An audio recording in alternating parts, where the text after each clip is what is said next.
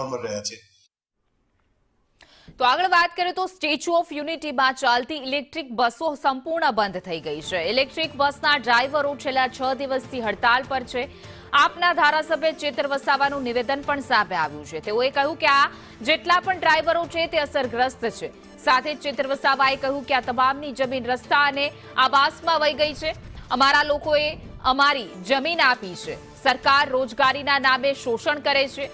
મહિના સુધી આંદોલન કરવું પડે તો કરીશું તે પ્રકારની ચીમકી ઉચ્ચારી છે અને સાથે જ આંદોલનકર્તાઓ સાથે ચેતર વસાવા પણ જોડાયા હતા।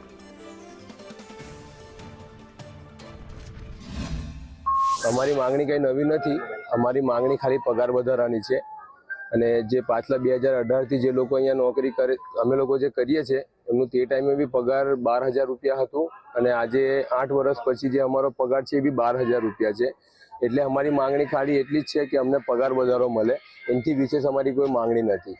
અને દર વર્ષે કંપની તરફથી અમને કંપની જે નક્કી કરે તે ઇન્ક્રીમેન્ટ આપવામાં આવે અને રજાઓના દિવસોમાં તહેવારોના દિવસમાં જે અમે કામ કરીએ છીએ એના માટે કંપની અમને એક યોગ્ય ઇન્સેન્ટિવ નક્કી કરીને આપે તે અમારી માંગણીઓ છે। જેબીએસ કંપનીએ ગઈકાલે અમને અહીંયા એવું કીધું હતું કે આવતીકાલે 10 વાગ્યા સુધીમાં તમને અમે ફાઇનલ નિર્ણય આપીશું। આજે અમે આવ્યા, પાછા 1 મહિનાનો સમય એમણે માગતા હતા પણ અમે 15 દિવસનો એમને સમય આપ્યો છે અને એ લેખિતમાં આપે છે કે 15 દિવસમાં અમે નિર્ણય લઈ લઈશું। ત્યારે આ જ માંગણીઓ છે। ઓવરટાઈમના એમને પૈસા નથી મળતા, બોનસ નથી મળતું, મેડિક્લેમ નથી મળતા અને 8-8 કલાકથી પણ વધારે કામ કરાવવામાં આવે છે। તો જે પણ વધારે